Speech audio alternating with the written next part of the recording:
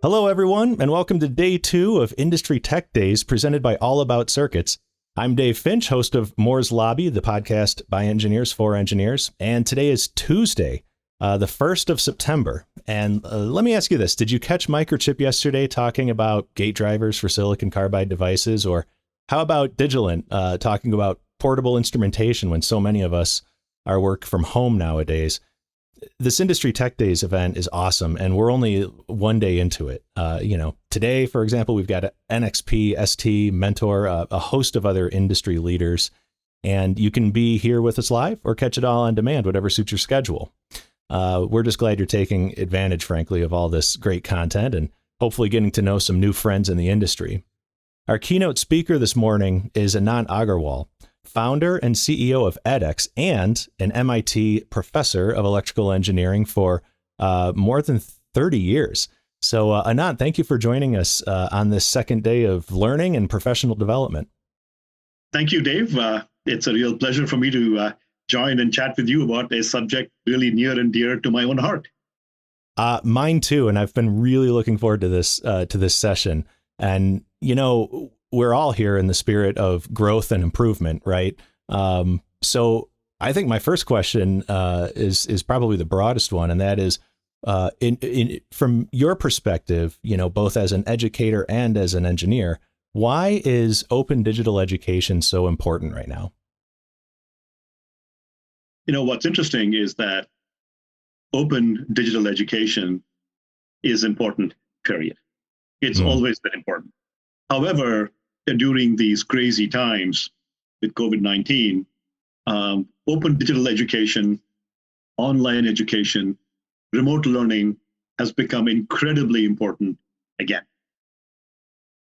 The reason I say that is, let me provide a bit of a quick background on edX. So I'm the founder and CEO of edX. edX.org is a nonprofit, and we are a learning platform. And we were founded by Harvard and MIT, and we partner with some of the top institutions in the world, like MIT, Harvard, Berkeley, Stanford, Cambridge, Oxford, and others, companies like Amazon Web Services, IBM, Microsoft, and others who offer content on edX, all online. And then in our platform, we have learners from all over the world and companies from all over the world that take our courses. So we have more than 3,000 courses on our platform, and we have more than 33 million unique learners from every single country in the world. Wow. And we have over 1,000 companies whose employees are taking our courses. And these 33 million learners have signed up and taken more than 100 million course enrollments through the years. So online learning was important to begin with. But what has happened during this time, during COVID, take the month of April, for instance, we enroll more learners in 1 month than in the entire 2019 year. Really? The enrollments on edX went up by a factor of 10 during the month of April. So we enrolled 5 million new learners, new unique learners from all over the world in 1 month, which was what we would have done all through the year of 2019. So online learning has become incredibly important as people are hunkered down, learning remotely, working remotely, and looking to upskill and learn something new during these times.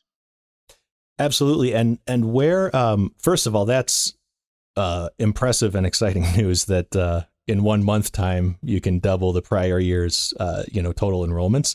And where do you see engineers going for online learning? What are the what is the behavior of engineers like me going out and trying to access this sort of content?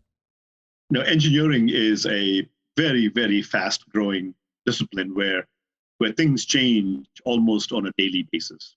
Data science, for example, the phrase wasn't even coined in 2008. And so the new areas where machine learning, IoT, tiny machine learning, all new things that are coming out at the intersection of hardware and software and circuits. And so engineers need to go and learn new things all the time to keep up to speed with technology. And if you are an engineer, you have a family, you're working, or you're looking for a job, what are the odds that you're going to be able to go back to a university for 1 year or 2 years, spend Right. $40,000, $50,000, get a master's or another bachelor's? No way. No way on earth. So instead, you are going to use remote learning, online learning, and you can go to sites like edX.org, where you can come in and you can learn everything from the fundamentals of circuits. I teach 3 courses on edX. These are the foundational courses that I also teach at MIT in circuits and electronics. And you can learn for free. However, if you want a certificate, you want the exams and graded assignments, you pay a small fee on the order of $100, $150 in order to get the certificate and the assignments. And so these are places that you can come in and upskill from foundational engineering skills to more advanced skills. We just launched a course from Harvard and Google engineers on tiny machine learning. That is one of the hottest areas at the intersection of circuits, hardware, and the software. Just imagine new courses of the sort that you can come in and upskill. And so online learning is the way to go in order to come up to speed and reskill in these areas. Absolutely. I say this probably far too often, but the mistake that a lot of people make, the false assumption, is that every engineer is, of course, an expert on every area of the circuit board, and that isn't the case at all. And so when you have kind of these explosions of technology enablers coming along, well, if you are a motor control designer or a power supply designer, and somebody starts talking to you about RF or connectivity, as you said, or even tiny ML, where do I even start with that? What microcontrollers would even accommodate this? Having this sort of micro-focused education opportunity is really great, because the way I see it, even if you could convince your company to send you back to university for a year or two, and you could somehow figure out financially how to make that work, support your family in the meantime. Do you want to do it? I mean, it's not even clear you want to do it, right? But that's a good point. And you're also learning at a sort of pre-scripted pace that has to accommodate the fact you've got 30, 100, 200 other people in your course. Whereas with an online course, well, I can learn at my own pace. And if I need supplemental information, I can absolutely find it somewhere. Absolutely, Dave. I think you've hit up on a very important point. For upskilling, and particularly in engineering, it's not just about spending the 1 year in college or the money. The problem is that you know a lot already. You've been learning on the job, and you go back to get the 1 or 2 year additional degree. 60% of what you learn, 70% of what you learn is old stuff, but you have to do it again in order to get the degree. Instead, what we are doing on edX is modularizing education. Now, much like in circuits, you build a big system by creating modules and plugging the modules together. You take an op-amp, you take resistors, you take the components that you need, and you plug them together as you need them to build bigger circuits. So modularity is key, and stackability is key. So what we've done is we brought these circuits concepts to education and created Lego blocks of education, where instead of having a master's degree or a bachelor's degree, we've now launched micro masters at the graduate level and micro bachelors at the undergraduate level, where you can take modules of learning. So for example, we have a micro masters in nanotechnology from Purdue. And so you can take these modules of learning and earn a micromaster's. It's about 20% of a master's degree in electrical engineering, and for about $1,000 or so, per course, you can actually take these courses and get the micromaster's from Purdue in nanoscience, and you can do it completely online. There's no admissions. You don't have to apply, no GRE, no nothing. You just come in with one click, you're learning. And then what you can do is you can stack these up. Purdue has also launched a master's degree in the electrical engineering on edX, completely online. And so there, the whole master's degree is about $20,000. So you can take the micromasters and you can just stop there and put that on your resume or LinkedIn profile and upskill in nanotechnology. Or you can say, you know what, I love this stuff.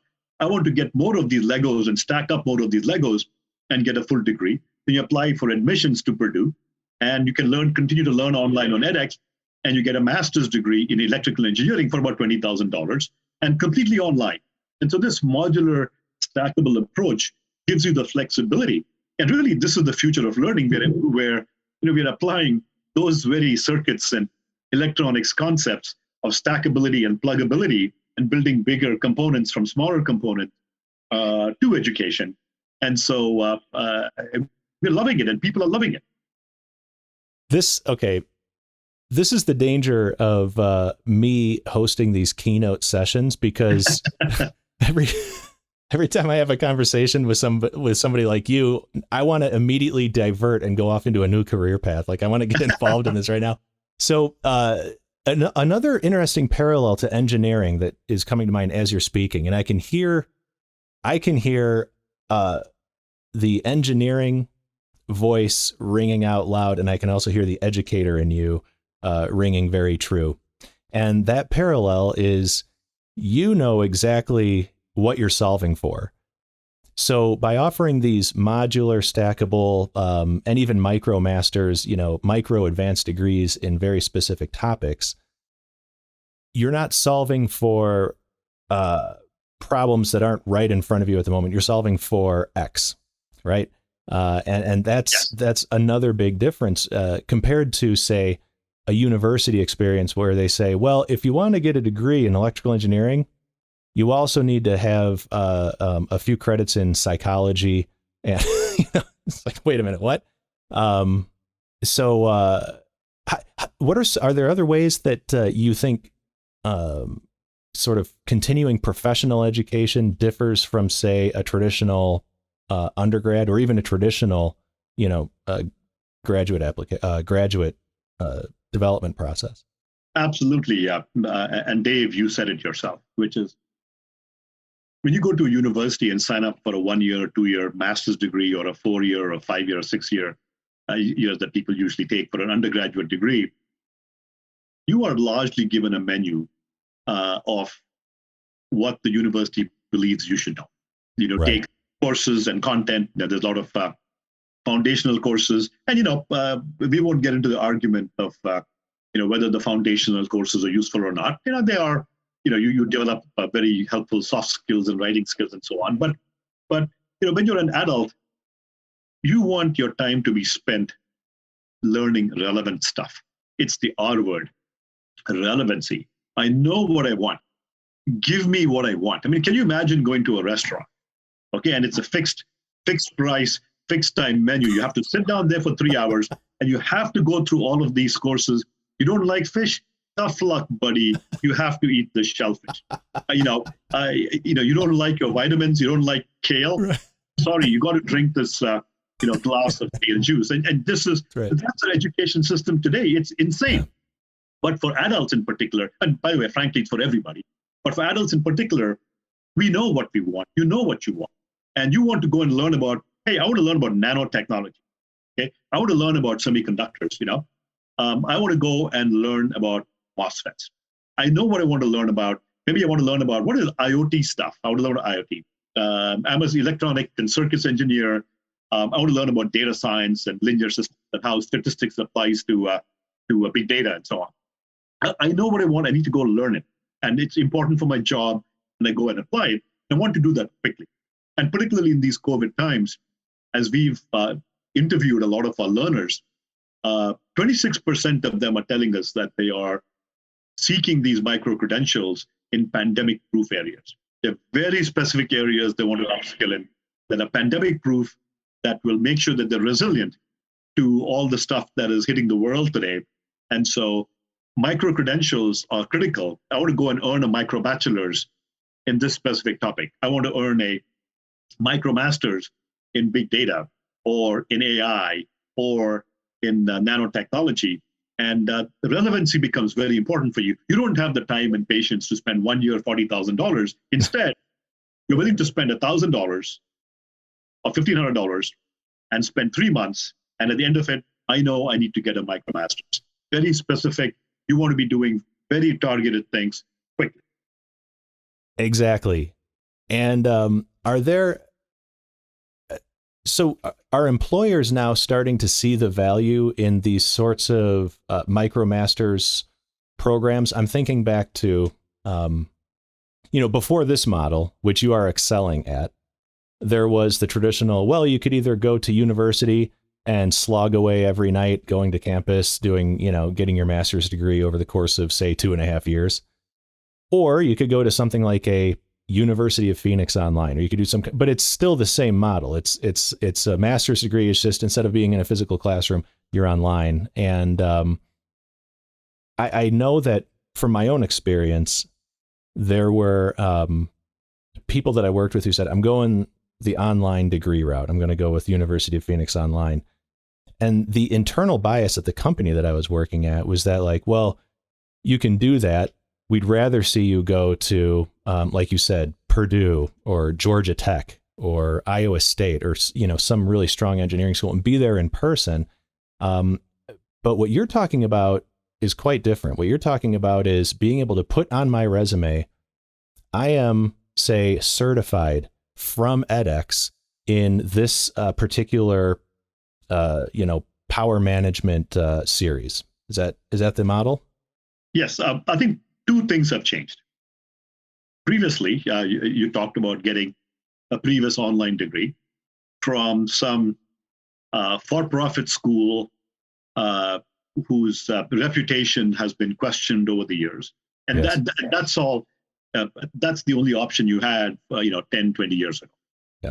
Things have changed in two distinct ways. One is top engineering institutions are now offering credentials and full degrees on edX. So I talked about Purdue offering degrees in electrical engineering, degrees in mechanical engineering, and last month they launched a degree in civil engineering on edX. The 1 year completely online, around $20,000. Georgia Tech has cybersecurity and analytics degrees on edX. UT Austin has degrees in computer science, data science for $10,000. The campus degree in data science and computer science is about $40,000, $44,000. The same degree, the same credential is available online on edX now for $10,000. And it scales. On campus, they admit 30 students or 40 students. Online, in our Georgia Tech analytics degree, we have more than 3,000 students going through the analytics degree for about $10,000 on edX. So the one thing that has changed is that top tier schools, top 10 schools like UT Austin, Georgia Tech, Purdue, and others are now offering these degrees on edX very affordably. A BU has a $24,000 MBA on edX, and you get the same MBA as if you went to campus. So that's one thing that has changed. The second is that for those that don't want the whole degree, you can get the micro credential. You can get a MicroMasters in analytics from Georgia Tech. And then if that's all you want, you get the MicroMasters for about $2,000 completely online with open admissions. And you put that in your resume, you learn just that piece. But then you decide you want to go get a full degree. You can stack up these credits and then go for the full degree, but you can make that decision later. So two big things have changed in summary. One is that top engineering brands are now offering these degrees on edX at very affordable prices. And second, you can also earn micro credentials if that is all you want. So you can do very targeted learning. You don't need to go and buy one size fits all for everything that you need. Right. And it seems to me that if I were operating a traditional educational institution, something like this opens up my field of available candidates tremendously. And so if, for instance, we know that we have the infrastructure, the dorms, the parking, and the number of classrooms to accommodate this many students. So we're going to be pretty selective, and that's fine. Why not be able to open that up? And this is bringing up another point. Talk to me a little bit about improving access to educational resources and kind of what this means for all of us, not just people who are currently in a job and want to do this other thing in their job, but even for people, it's a big, huge industry. even for engineers who might say, you know what, I do want to get more into the business development side or something like that? Absolutely. I think online learning, MOOCs, individual courses, these programs where you can start learning for free are dramatically increasing access to all kinds of education to all people in many different ways. One is that we have 33 million learners on edX. When I launched my circuits course on edX, the first course on edX in 2012, we had 155,000 students enroll in a MIT hard electronic circuits course from 162 countries. Wow. And at the end of the day, about 7,200 students passed an MIT hard course, and they earned a certificate from MIT in circuits. So when people complete these micro-credentials, these come from the university. They get a Purdue master's degree. They get a Georgia Tech MicroMasters in analytics. And in Georgia Tech, Purdue, and UC Austin's cases, it's the same degree that they get on campus. So access is dramatically increased. For MicroMasters, MicroBachelors, and courses on edX, there's no admissions. So with one click, you're in and you can start learning for free. And we have millions of learners, like in my circuits course, 155,000 in the first course. And it's been offered multiple times. And today, over 600,000 students have taken circuits and electronics that is offered to MIT students. So it dramatically increases access. Absolutely. And the second is that many learners want not just to learn about circuits or nanotechnology or mechanical engineering. The world is getting more hybridized. Employers are looking for hybrid skills. Employers are beginning to recognize this. They've begun to recognize micro-credentials. It's not just degrees, but they've begun to accept micro-credentials, and more employers have begun to do that. And what they're saying is that we need hybrid skills. And so if you're an engineer, for example, it's also very important that you learn writing, soft skills. We have a professional certificate program from Rochester Institute of Technology in soft skills, where you learn critical thinking, negotiation, storytelling, writing, business presentations, teamwork. And those are critical skills that employers are looking for. It's not just about engineering education, but you also have to augment it with certifications in the soft skills. And for engineers, that combination is particularly important. And employers are looking for that. And online, you can go on edX, for example, you can come in and do these certificates in various areas. You go get a master's degree on campus, for example, it's very stovepipe and very focused on one set of topics. You are not going to be able to pick and choose. Let's say you want to learn about product management. You can't do that. You want to get a small MBA along with the degree. You cannot do that. But on edX, you can earn a MicroMasters in business administration from University of Maryland. And so you can earn these smaller credentials, and you can sort of synthesize the kind of engineer, the kind of business leader, the kind of product manager that you want to be in the future. Absolutely. And that's this hybrid skills is so massively important. I've been a hiring manager, and I will tell you that we all put the education on our resume because somebody else told us that we have to do that. And so we all just say, okay, and we do it. But and then even in the job descriptions on the job postings online, people say, minimum 4+ years, and then you need your BSEE and blah, blah, blah. Well, I will say I've never once looked at a resume and said, oh my gosh, they went to State College, hire this person immediately. What I'm looking at is, what have you done? And are you right for this role? Yeah, exactly. I think that's very important. More and more employers are looking for the skills.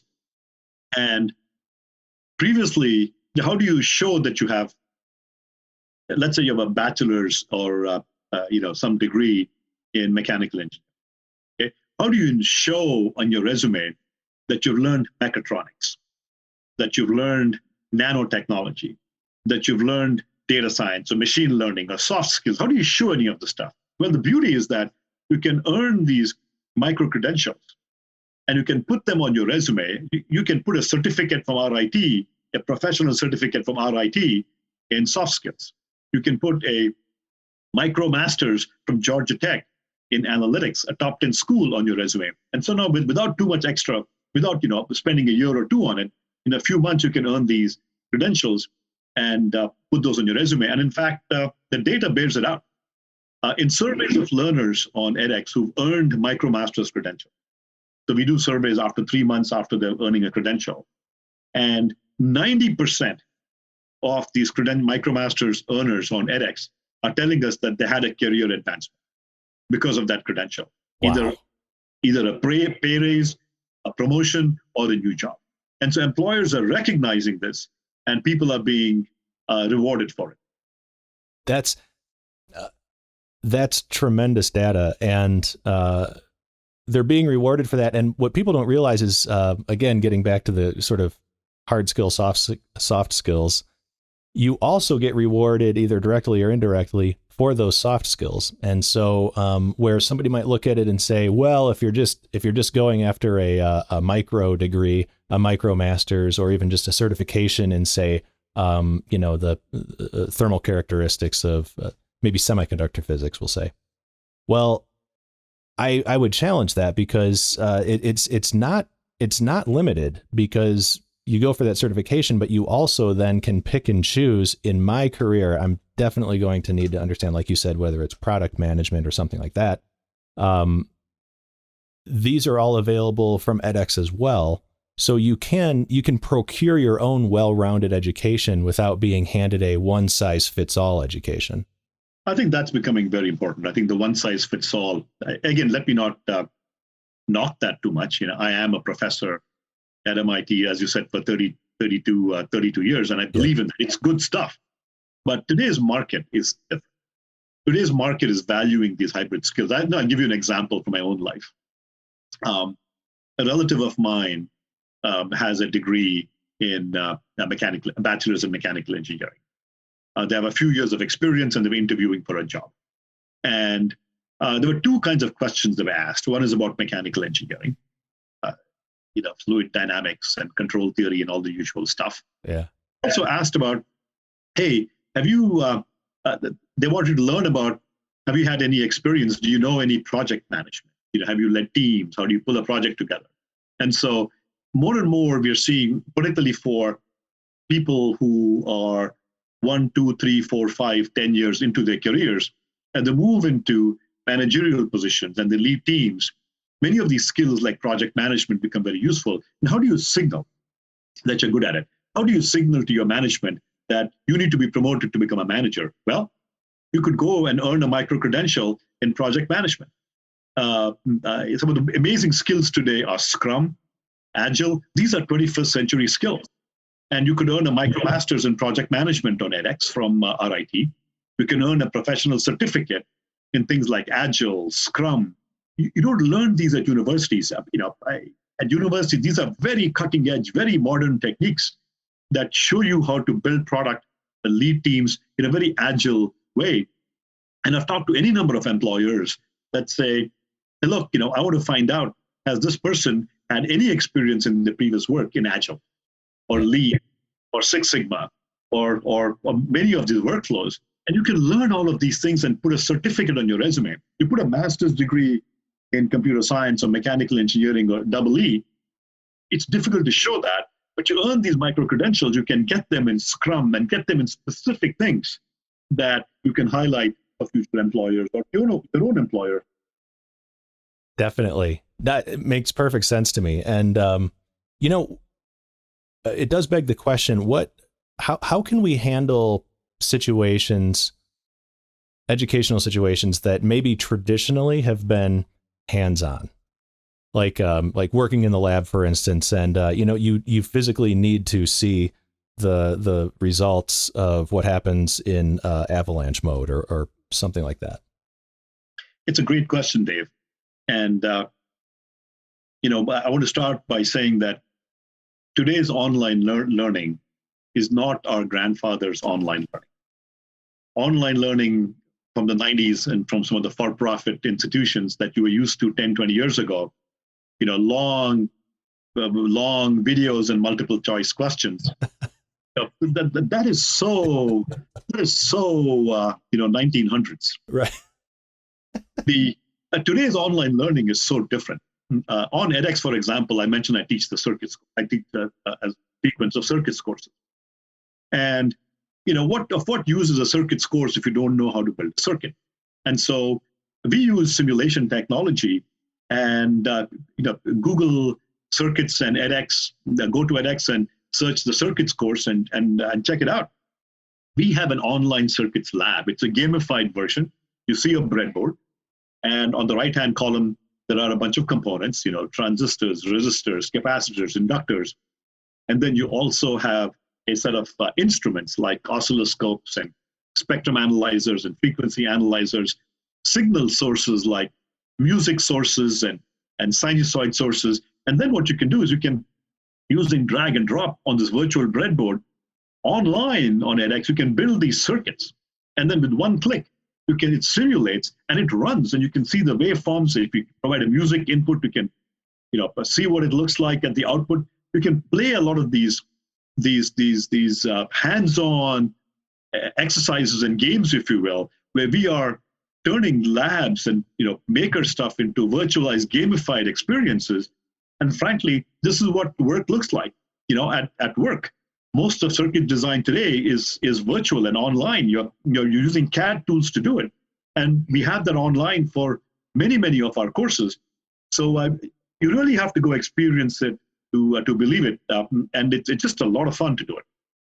Yeah, that's I can see so many different applications. And the other thing that it enables you to do, speaking of learning kind of at your pace, is that I remember in a few of my electronics labs in college, there would be a grad assistant who would maybe be making a lot of assumptions that everybody understood how to dial in the functionality of an oscilloscope to make sure that what you're capturing is really what you're seeing, is really what's happening in the circuit, and or how to mitigate noise. And these things are kind of glossed over sometimes, depending on who your grad assistant is or your professor is.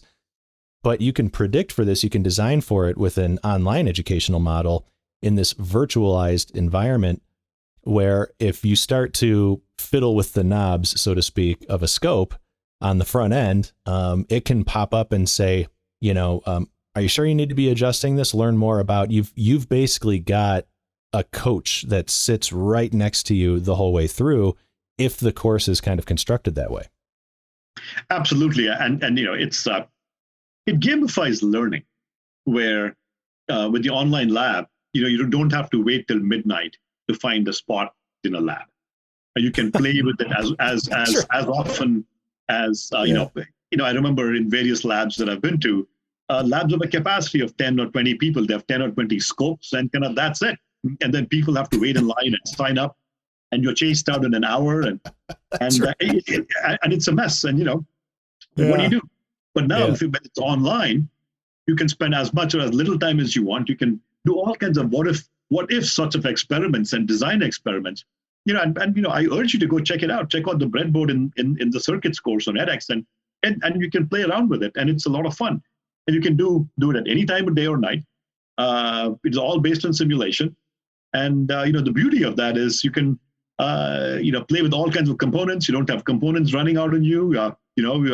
You can adjust components to any value that you want. You can set up any kind of source. You can look at and see what waveforms look like almost instantaneously. And you don't have to, and if you're in a poorer school, for example, since this is all online, you don't need expensive oscilloscopes and other devices costing tens, hundreds of thousands of dollars, to learn. Exactly. I know that this is a not-for-profit endeavor, which I admire tremendously, by the way. We need more just lifting people up for the sake of lifting people up, and not trying to monetize every last thing that in our day. But if I'm looking at this cynically, as somebody who could see the education model and then can also see a business model behind it, let's say I've got Dave University. Dave University does not, like you said, have to spend all this money on investing in infrastructure, lab equipment, desks, all the stuff that you need, a beautiful quad. I can say, I will facilitate these different certifications, these different degrees, entire degrees, and my overhead is minimal. And the money that the students are saving, by the way, on their education, can certainly buy a benchtop power supply and a scope. That's absolutely right. I think online learning and the modularization of it, as we've discussed so far, really presages a new era of learning, even at universities.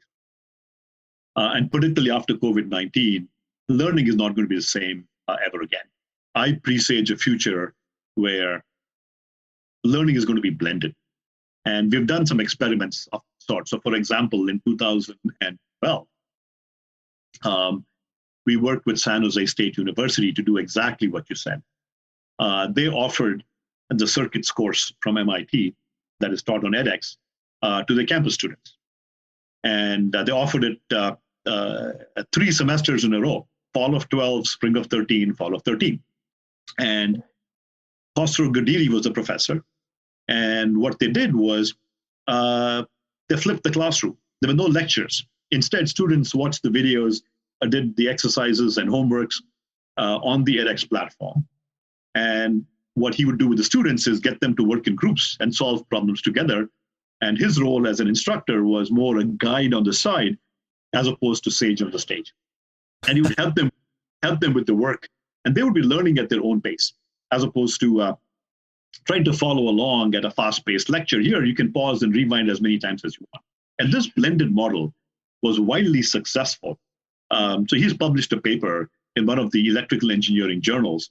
And the paper showed that the traditional pass rate for that introductory circuits course at San Jose State University was about 59%.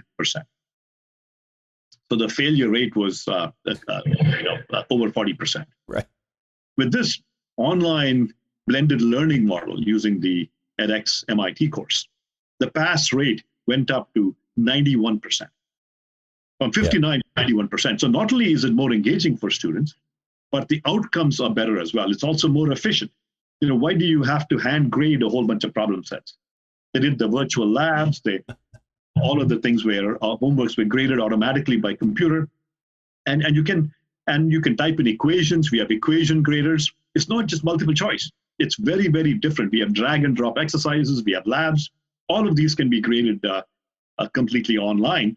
And the results speak for themselves. That result at San Jose State was 59% pass rate going up to 91% in the blended model of learning. So I see a future where more and more universities will begin to share. So today, if I'm a university, I do everything myself. If you're Dave University, you do everything yourself today. Mm-hmm. But in the future, I see a lot more sharing and componentization. It's like circuits, right? If I'm Intel, how many of the, or if I'm, pick your favorite circuits company, if I'm Qualcomm building circuits, if I'm Cisco building circuits, or Arista Networks building systems of circuits, none of them build all their own components. Intel does not build all of its own components. They build some things themselves. They might buy some linear components from analog devices. They might buy some other components from Qualcomm and so on. So you buy and share, and you create an ecosystem. Universities are not like that. I see a future where universities, through online learning, will begin to share courses. Where if you're Dave University, you'll say, you know what, I'm going to get the circuits course from MIT through edX. And you, in turn, let's say you're an expert in,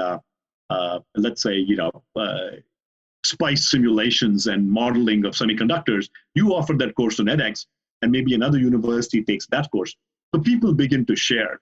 And to facilitate that model, edX launched about 2 months ago. We launched edX Online Campus.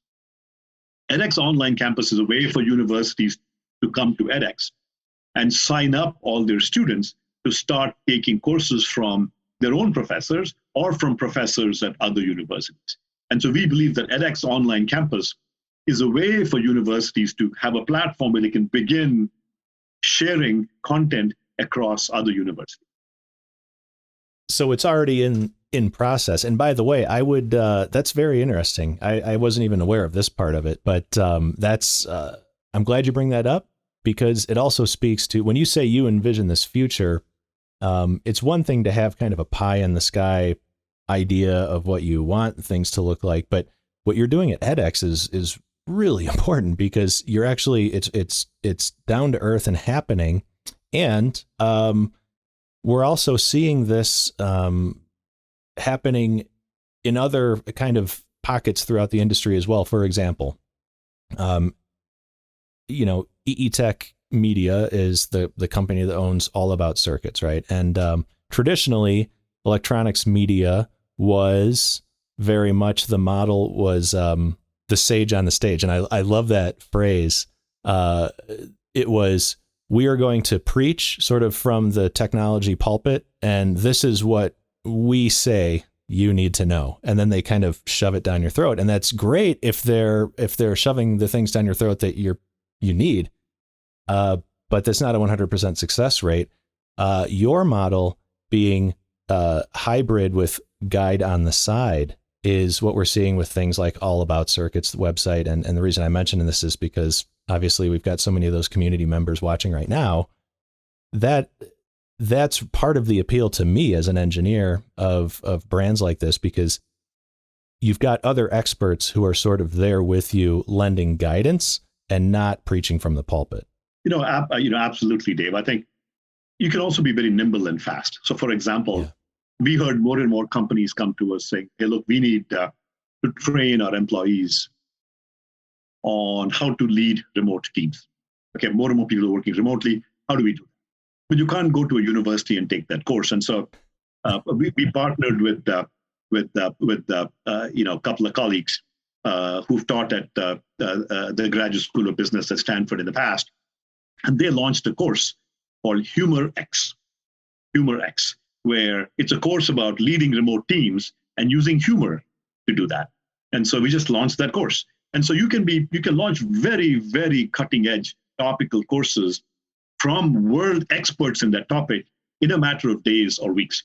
We launched a course on how to use ventilators from Harvard and Mass General Hospital. It's a 1-week course, and we launched that about in April to meet the demand for people who had to learn to use ventilators during our current COVID outbreak. And already, we have over 300,000 people from all over the world taking that course. And so you can be very topical and launch new cutting edge courses within days or weeks. And the odds that you're going to be able to get the same experience by university, you 6 months to apply, you get selected, then you go, you travel somewhere. It's 1 year before you even sneeze. Yeah, I love that expression too. I'm going to steal all of these expressions. That's brilliant.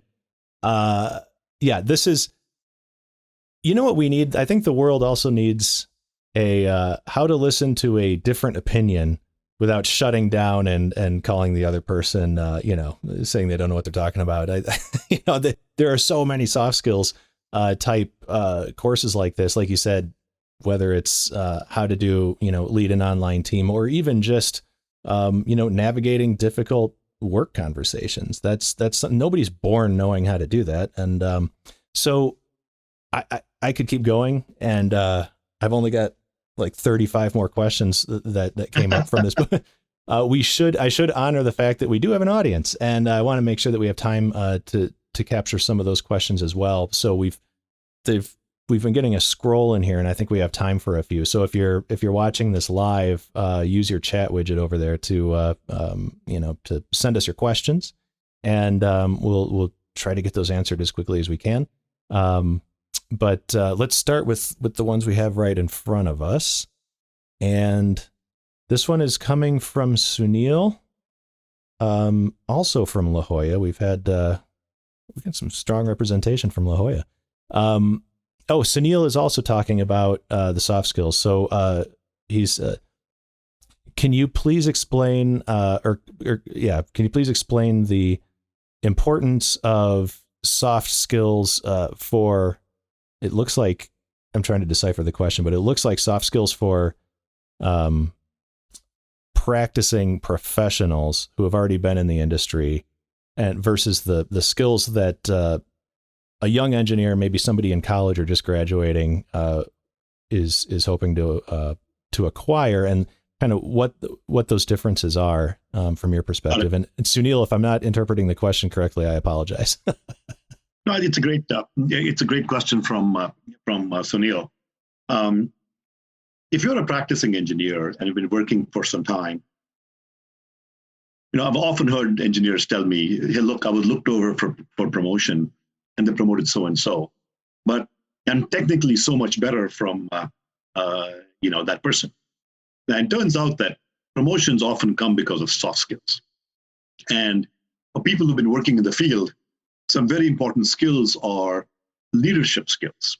Leadership skills have to do with how do you state what matters, how do you listen to people, how do you lead teams, how do you build consensus. You talked about active listening. These are all part of leadership skills. That's very important. A second example is negotiation skills, where you have to work with other managers and negotiate for resources or prices and other things. Project management is very important.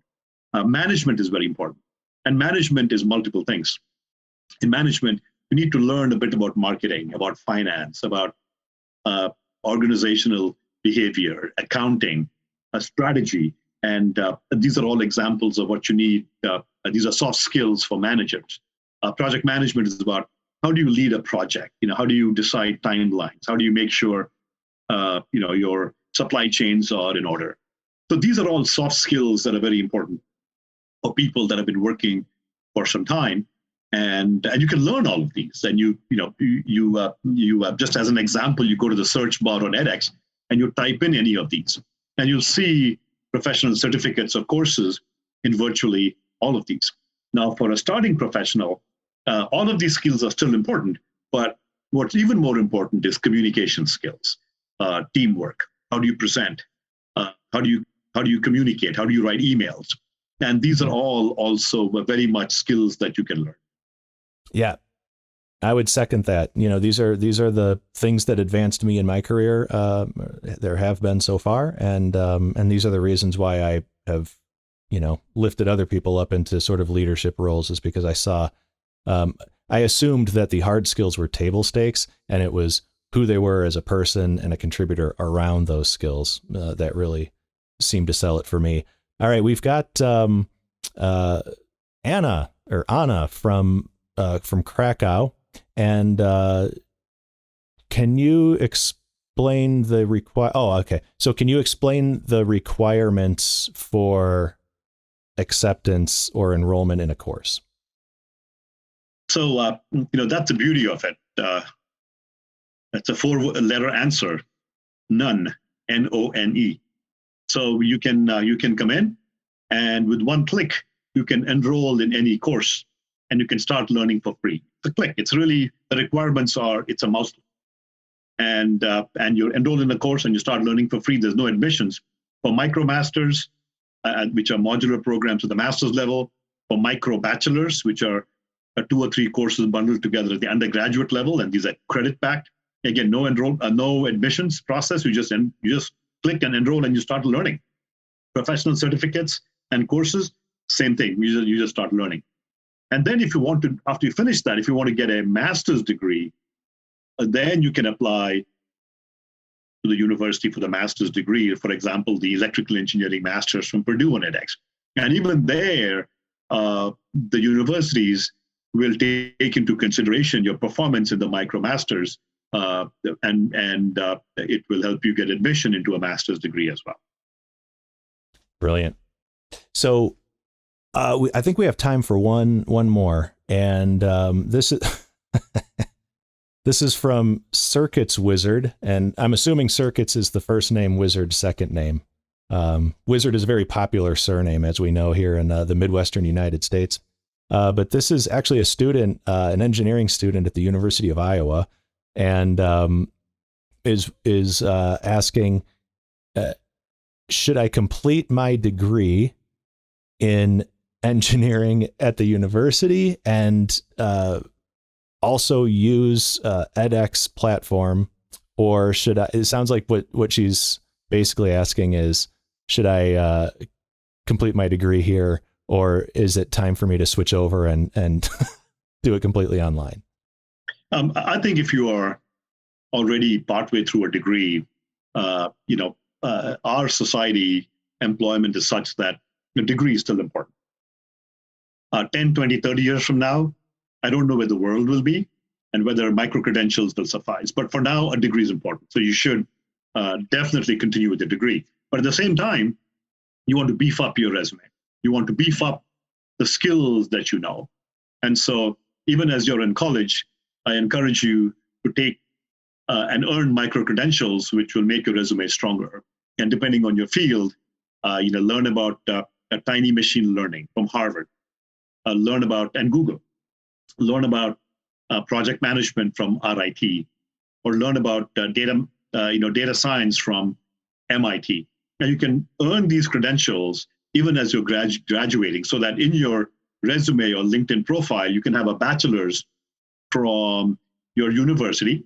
And then you can also list, hey, I have a micromaster's from MIT, or a micromaster's from Georgia Tech. And these will help you beef up your resume and also give you the skills that you need to excel in your job. So you can start your job on day one and hit the ground running. That's excellent guidance. And I don't think Circuits Wizard was asking for my opinion, but my opinion is I would absolutely second what Anant you've just said is you're into it now. Finish it, complete it. You'll find there are tremendous benefits to the education that you are currently receiving, but you have a free platform to engage with that will give you the very specific education and round out your education in that way with edX. So take advantage of both. I think it's not a binary, thing. Make it a hybrid model, and I think everybody wins then. Totally agree. Yeah. Well, Anant, this, my gosh, what a joy it is to speak with someone so committed to improving the world through education and doing very real things that we can all take advantage of right now. This has been a real treat. And for those of you who are watching this at home or at work, remember, this is your week to take advantage of 50 live sessions with the leaders in our industry. And, we start at 9 a.m. Eastern every day for Industry Tech Days through September 4th. And you can join us live or on demand for all sessions throughout the week at allaboutscircuits.com. Anant, thank you so much for your time. This has been incredibly illuminating. And like I said, this is yet again another instance where I want to completely divert my career and start getting involved in this.